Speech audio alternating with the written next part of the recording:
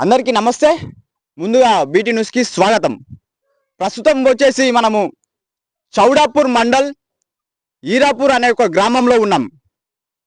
ఈ గ్రామంలో చూసుకుంటే స్థానిక ఎలక్షన్స్ ఏ విధంగా ఉన్నాయి, ఎవరెవరు పోటీలో ఉన్నారు, ఏవే పార్టీ టఫ్గా ఉన్నాయి. వాస్తవానికి నేను ఇద్దరు ముగ్గురు కూడా కనుక్కున్నా. ఏ పార్టీ టఫ్గా ఉన్నాయంటే బీఆర్ఎస్ పార్టీ, కాంగ్రెస్ పార్టీ, రెండు పార్టీలు చాలా టఫ్గా ఉన్నట్లు మాకు వినిపిస్తున్నాయి. కాంగ్రెస్ పార్టీ అభ్యర్థి మధు అన్నగారు కూడా ఉన్నారు. వాళ్ళు ఎందుకు నామినేషన్ వేసారు, ఒకవేళ గెలిస్తే ఈ గ్రామంలో గెలిస్తే ఈ గ్రామాన్ని ఏ విధంగా డెవలప్ చేద్దాం అనుకుంటున్నారు అని అడిగి తెలుసుకునే ప్రయత్నం చేద్దామని. అన్న నమస్తే. నమస్తే. ఏం పేరు అన్న? పేరు నా పేరు మధుసూదన్ రెడ్డి. మధుసూదన్ రెడ్డి. గతంలో ఇంతకు ముందు మీరేం చేస్తుంటారు అన్న? నేను బిజినెస్ అండ్ అగ్రికల్చర్, వ్యవసాయం రెండు చేస్తాను. ఓకే, మనము చూసుకుంటే ఏందన్నా అంటే మీరు ఈ గ్రామంలో నేను సర్పంచ్ కావాలని పట్టుదలతో మీరు నామినేషన్ వేసారు. ఒకవేళ మీరు సర్పంచ్గా గెలిస్తే మీరు ఈ గ్రామాన్ని ఏ విధంగా డెవలప్ చేద్దాం అనుకుంటున్నాను? అయితే గత ఒక 40 సంవత్సరాల నుంచి ఇక్కడ అభివృద్ధి, గ్రామానికి ఎటువంటి అభివృద్ధి అనేది జరగట్లేదు. అలాగే ఇప్పుడున్న బిఆర్ఎస్ పార్టీ నుంచి ఉన్న వ్యక్తే అధికారాన్ని ఇంతకు ముందు నుంచి చెలాయించడం జరుగుతుంది. అతని వల్ల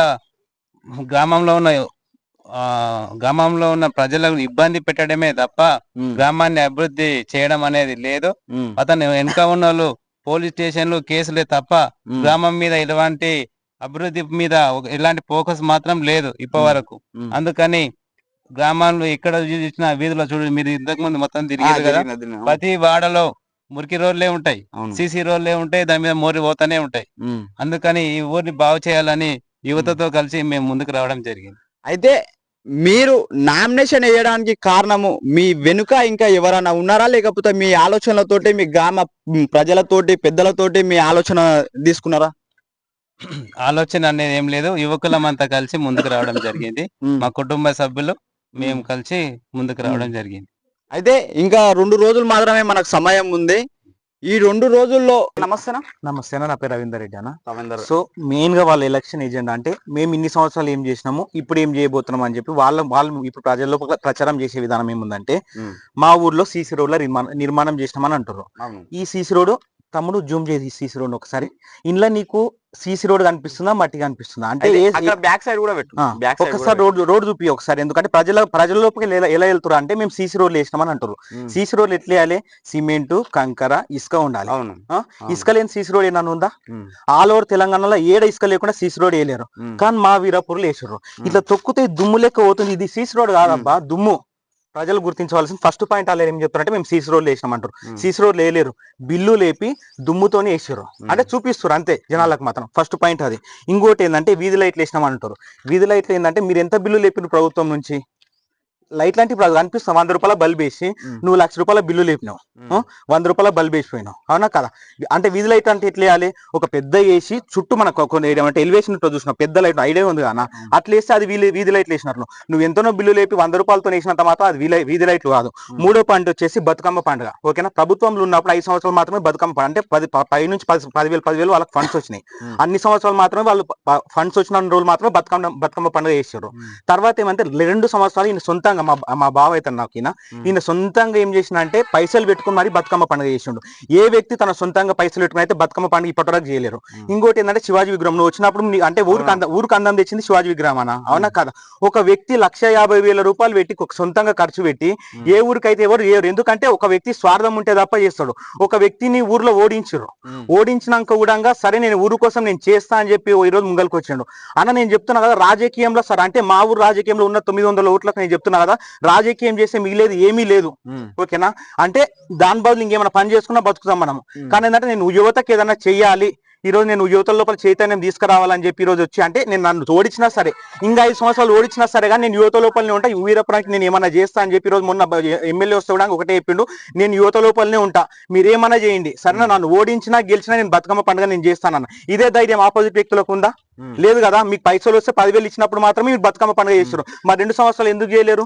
మూడు అది. ఇంకోటి ఏంటంటే ఇంకుడు గుంతలు అని చెప్పి అన్నారు. ఇంకుడు గుంతలు నువ్వు కాదప్ప, మోడీ ఇచ్చిండు, నరేంద్ర మోడీ ఇచ్చిండు. అన్ని ఊళ్ళో జరిగిన నువ్వు చేసినావు అంతే. అంత కొత్త అయితే ఏం చేయలేరు కదా. ఇంకా దాని తర్వాత ఏం చెప్పారంటే ఏమంటారు వాటర్ తెచ్చినంట. అన్నుల్లోకి వాటర్ తెచ్చినప్పుడు మళ్ళీ కూడా వాటర్ వచ్చింది. కొత్త నువ్వు ఏమన్నా ఊళ్ళో ఫిల్టర్ వాటర్ వేసి నువ్వు ఇంటింటికి నువ్వు నీళ్ళు అందించింది అంత ఏం లేదు కదా. నువ్వు ఇంటింటికి వాటర్ ఇచ్చినప్పుడు మేము చడపురం పోయి మేము ఫిల్టర్ నీళ్ళు ఎందుకు తెచ్చుకుంటున్నాము? ఎవరన్నా ఒక్కరన్నా నీళ్ళు తాగుతారా? అయితే కూడా తాగుతలేరు కదా. అందరం పోయి చడపురం పోయి నీళ్ళు ఎందుకు తెచ్చుకుంటున్నాం మేమైతే కూడా. దాని తర్వాత ఇంకా షాది ముబారక్ తెచ్చినట్ట. మా ఊళ్ళో కులాంతర వివహారాలు కూడా చాలా మంది చేసుకోరు. సరే మరి నువ్వు అదేమంటావు అంటే ₹1,00,000 షాది ముబారక్ బదులు సరే కులాంతర వివాహం చేసుకుంటే కూడా నీకు ఇంత అంటే ₹3,00,000 ₹5,00,000 వస్తాయని చెప్పి నువ్వు ప్రజలకు చైతన్యం ఎందుకు చెప్పలేదు? అయితే ప్రజలు ఏమంటున్నారు అంటే ఇంకా 5 ఏళ్ళు ఉన్నాం కదా, ఇంకా 3 ఏళ్ళు ఉంటాం కదా అధికారంలో, 3 ఏళ్లలో మొత్తం అమలు చేస్తాం అన్నట్టు చాలా మంది ప్రజలు మాట్లాడుతున్నారు. అంటే ఇంకో అభిప్రాయం ఏందన్న అంటే ఇప్పుడు మా ఊళ్ళో చాలా మందికి ఇప్పుడు ఇండ్లు లేవన్నా. ఫస్ట్ ఆఫ్ ఆల్ ఈ రోజు మేము అధికారంలోకి రాగానే ఒక 10 ఇండ్లు వీరాపురంలో ఇచ్చాం. నెక్స్ట్ టైం ఇంకొక 10 ఇండ్లు మేము ఏంటంటే ఆల్రెడీ లైన్లు ఉన్నాయి. ఇంకొక 10 ఇండ్లు రప్పియడానికి కూడా ప్రయత్నాలు జరుగుతూనే ఉన్నాయి. అంటే ఇక్కడ ఇండ్లు ఇచ్చేది కూడా నీ అనుచరులా కాకుండా ఎవరికైతే ఏమంటావంటే అవసరమో వాళ్ళకి మాత్రమే ఇస్తాం. ఎందుకంటే ఎవరికైతే ఇల్లు లేదు, ఎవరికైతే భూమి లేదు, అలాంటి వ్యక్తులకు మాత్రమే మేము ఇల్లు ఇస్తున్నాము. ఇప్పుడు హామీ ఇచ్చినాము. వాళ్ళు మాకు ఓటు వేసినా సరే ఓటు వేయకున్నా సరే ఈ రోజు అలాంటి వ్యక్తులకే ఇస్తాము. సరే అబ్బా, ఇప్పుడు పైన ప్రభుత్వం టీఆర్ఎస్ ప్రభుత్వం ఉంది, పైన కాంగ్రెస్ ప్రభుత్వం ఉంది. ఒకవేళ వీళ్ళ అధికారంలోకి వస్తే ఎమ్మెల్యే దగ్గరికి పోయి సరే ఏ రకంగా పోతారు అంటే ఇంతకుముందు ఒక పార్టీలో ఉన్నాం, ఇంకో పార్టీలో కలిసి రాళ్ళు. అంటే నేను వ్యక్తిగతంగా నేను చెప్పాను ఈ పార్టీలో కలిసిరని చెప్పాను. సరే మరి ఇప్పుడు గెలిచినాక ఈ వ్యక్తి ఏ పార్టీలోకి పోతారు? నువ్వు అది ఇల్లు తెచ్చుకోవాలంటే పైన కాంగ్రెస్ ప్రభుత్వం ఉంది, మీరు ఆపోజిట్ ప్రభుత్వం టీఆర్ఎస్ ప్రభుత్వం నుంచి చేస్తారు. నీకు ఇల్లు అంటే ఒక ఇల్లు ఎట్లా ఇస్తారు అనుకుంటారు? అవునా కాదు? ఒక ఎమ్మెల్యే ఎట్లా సపోర్ట్ చేస్తాను? మరి యువతకు తెలియదా? ఈ ప్రజలకు తెలియదా? అవునా కాదా? ఇన్ని రోజులు ఇంకోటి ఏంటంటే నెక్స్ట్ ఏం చేస్తానంట, ఊళ్ళో గుడి కడతానంట. మరి 5 సంవత్సరాల నుంచి ఊళ్ళో గుడి కట్టలేడైనా మరి ఈ రోజు ఎందుకు కడతా అంటుండు? మరి ఇన్ని రోజుల నుంచి తెలియదా కట్టాలని చెప్పని? ఈ ఊళ్ళో ఏం చేస్తానంట, మామూలుగా చాలా మంది ఏమంటారు చదువుకొని ఉన్నారంట, వాళ్ళకి ఏదో అవకాశం కల్పిస్తారంట. మరి 5 సంవత్సరాలు ఏం చేసిన కల్పించలేడా? ఇన్ని రోజులు ఈయన కనిపించలేరా మరి 5 సంవత్సరాల నుంచి? ఆ యువత కనిపించలేదు ఈయనకు. మరి ఇంకోటి ఏం చెప్తున్నా అంటే సీసీ రోడ్ల నిర్మాణం చేస్తారంట. అరే నువ్వు గీ సీసీ రోడ్ ఇప్పుడు చూడు, ఒక సీసీ రోడ్ వేసి 8 సంవత్సరాల వరకు మళ్ళీ రీకన్స్ట్రక్షన్ ఉండదు. అవునా కదా? ఇది ఒక సంవత్సరంలో ఇట్లా జరిగింది. దుమ్ము బట్టి నువ్వేమంటావు నేను సీసీ రోడ్లు వేసినా చెప్పి నువ్వు ప్రచారానికి పోతున్నావంట. ఒక వ్యక్తి ఎట్లా ఉండాలంటే ఇప్పుడు ఏజ్ అయిపోయిన తర్వాత రాజకీయం ఎవరికి నేర్పియాలి? యువతకు నేర్పియాలి. మీకు అనుభవం ఉంది, అనుభవం ఉన్నప్పుడు మాత్రం యువతకు ఛాన్స్ ఇస్తే ఏం చేస్తారంటే అరే ఇట్లా కాదు అబ్బాయి ఇట్లా చేయాలి, ఇప్పుడు మేము ఉరుకులాడుతున్నాము, పక్కకించి వచ్చేయమంటే పెద్ద మనిషి వచ్చేయమంటే ఇట్లా ఉరుకులాడొద్దు అబ్బాయి, ఇట్లా చేయాలి రాజకీయం అంటే మీరు అనుభవం నేర్పియాలి మాకు. మేము చచ్చిపోతాము మమ్మల్ని గెలిపియండి అంటే అరే పోయేటప్పుడు మాకు నేర్పించుకోండి అబ్బా. నువ్వు సడన్ గా పోతే మీ రాజకీయం మాకు రాజకీయం ఏమో నేర్పిస్తాడు.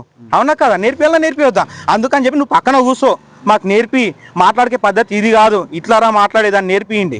అదే చెప్తున్నాం మేము వీళ్ళ ప్రజలకు కూడా. అయిపోయింది అబ్బా నీ టైం అయిపోయింది, నువ్వు ఒకసారి అన్నావు సరే నా నుంచి కాదు అని చెప్పి ఇట్లా అడిగినావా ఇట్లా చేసినావా అని ఏంటంటే సరే వ్యక్తులు కూడా ఏంటంటే 20 సంవత్సరాల నుంచి పోరాటం చేస్తున్నావు, నువ్వు ఒకసారి గెలిపిస్తామని గెలిపించారు, అయిపోయింది కదా. ఈసారి యువతకైతే నువ్వు ఇది కాదురా రాజకీయము ఇది అని చెప్పి నేర్పివచ్చు కదా. నువ్వు ఎందుకు ఇంకా అవసరం ఏముంది?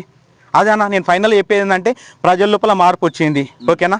ఈ సీసీ రోడ్లు ఇవి అవి చూపించాల్సిన అవసరం లేదు జనాలకు కూడా.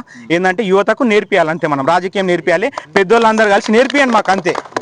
మీరు చివరిగా మీ గ్రామ ప్రజలకు మెయిన్ మీ యువతకు మీరు ఇచ్చే ఫ్రెండ్స్ కి అయినా సరే ఏమని సజెషన్ ఇద్దాం అనుకుంటున్నాను? యువతకి ఇచ్చేది ఏంటంటే యువత అంతా వన్ సైడ్ రాను. నిజం చెప్పాలంటే ఈ రోజు ఈ వ్యక్తిని ఒక యువ నాయకుని గెలిపించుకోవాలని చెప్పి ఏంటంటే దృఢ సంకల్పంతో ఉన్నాము. మేము యువ నాయకులకు ఏం చెప్పాము అబ్బా, కానీ ఏంటంటే ఊళ్ళో ఇంట్లో ఉన్నారు చూసినావా, వాళ్ళ ముసలోళ్ళకి మాత్రమే చెప్తున్నాను, యువతకు ఛాన్స్ ఇవ్వండి చెప్తున్నాను. యువ నాయకులంతా మన అన్నింటనే ఉండరు, గెలిపించుకుంటాం మేము. మీరు మాత్రం ముసలోళ్ళు ఇంట్లో ఉండే ఆడవారు ఉండరు కదా, వాళ్ళు సహకరిస్తే చాలు మేము గెలుస్తాం ఈసారి. ఇంటింటికి తిరిగి ప్రచారం చేస్తున్నారు. మళ్ళా యువత ఏమంటుందన్న, మీరు ఏమని సపోర్ట్ చేస్తుంది మీతోటి?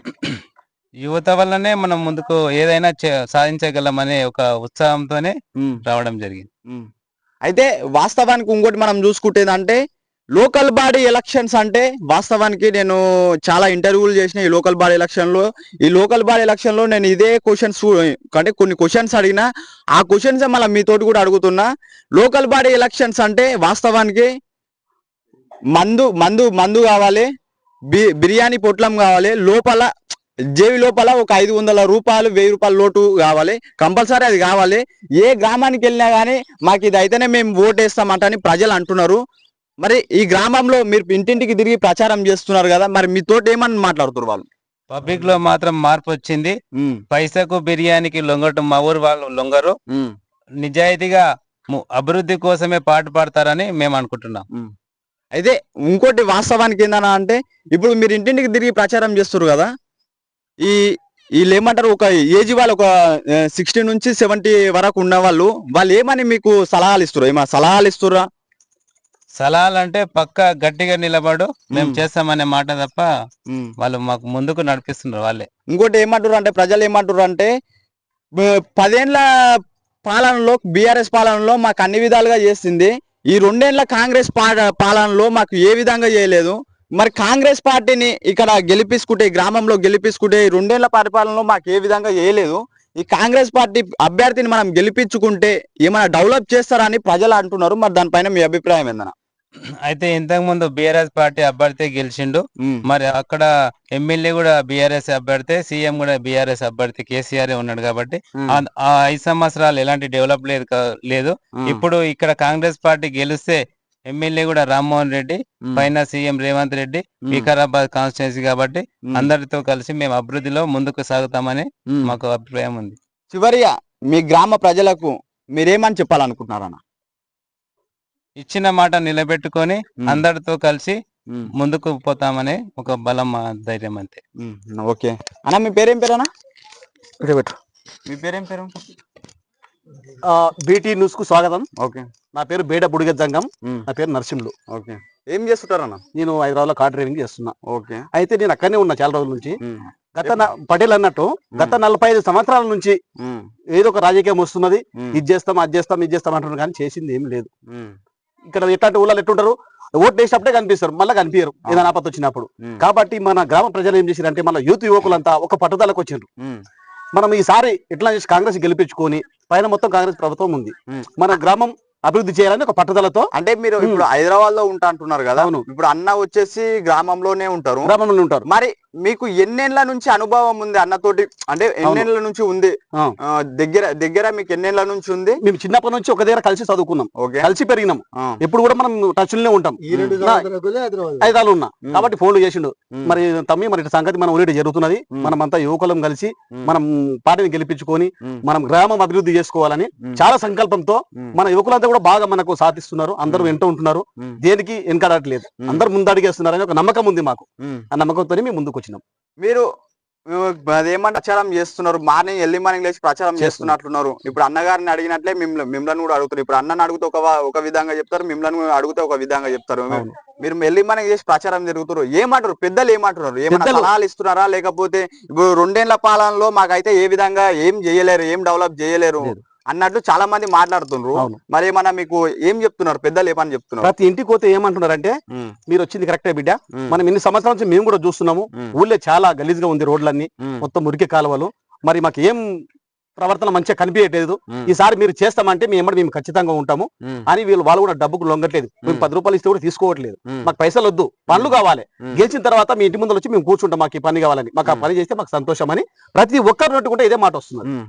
అయితే ఇంకోటి ఏంటంటే, ఏ గ్రామానికి వెళ్ళినా గానీ ఫస్ట్ ప్రిఫరెన్స్ ఇచ్చేది మనం యువతకి ఇస్తాము. అవును, కానీ ఆ యువత ఇప్పుడు ఈ గ్రామంలో ఏ విధంగా ఉందో ఏమో తెలియదు. ఇప్పుడు చెప్పాలి మీరు, ఆ యువత ఇప్పుడు ఏ గ్రామం చూసుకున్నా గానీ కాంగ్రెస్ పార్టీ వైపే మొగ్గు చూపెడుతున్నది. వాస్తవానికి ఏంటంటే, ఆ యువతకి ఎట్లుండాలంటే, బిర్యానీ పుట్లము వాస్తవానికి కావాలి, అవి ఇచ్చిన ఉన్న సైడే కాంగ్రెస్ పార్టీ వైపు మొగ్గు చూపెడుతున్నారు. ఈ గ్రామంలో ఏ విధంగా ఉందన్న? గ్రామంలో ఇంతకు ముందు బిర్యానీలు మస్తు తిన్నారు, ఎక్కడ వేసారో కూడా ఏమి చేసారో అది మాకు అందరికి తెలుసు. ఇప్పుడు బిర్యానీకి ఎవరు ఆశపడతలేరు, యువత అంతా ఒకటే పట్టు, కాంగ్రెస్ ని గెలిపించుకోవాలి, మన పనులు మనం చేసుకోవాలి అనే ఒక సంకల్పంతో మేము ముందుకు వస్తున్నాం. అన్నగారి గురించి ఒక మాటలో చెప్పాలంటే ఏమని చెప్తారు అన్న? అన్నగారి గురించి రక్తం ఉన్న మనిషి, శక్తి ఉన్న మనిషి, దేనికైనా సిద్ధమైన మనిషి, రాత్రి తలుపు కొట్టిన లేచే మనిషి, మాకు ఒక నమ్మకం ఉంది, ఫుల్ మంచి క్యాండిడేట్. చివరిగా మీ గ్రామ ప్రజలకు, యువతకు మీరేమని చెప్పాలనుకుంటున్నారు? యువతకు వీళ్ళందరికీ మేము ఒకటే అభయం ఇచ్చినాం, ఏ రాత్రి మీకు అవసరం మాట మేము ఉంటాం, ఏ పనులైనా మేము చేయగలుగుతాం అని మాకు ఒక ధైర్యం ఉంది. వాళ్ళు కూడా మాకు సపోర్ట్ బాగా చేస్తున్నారు.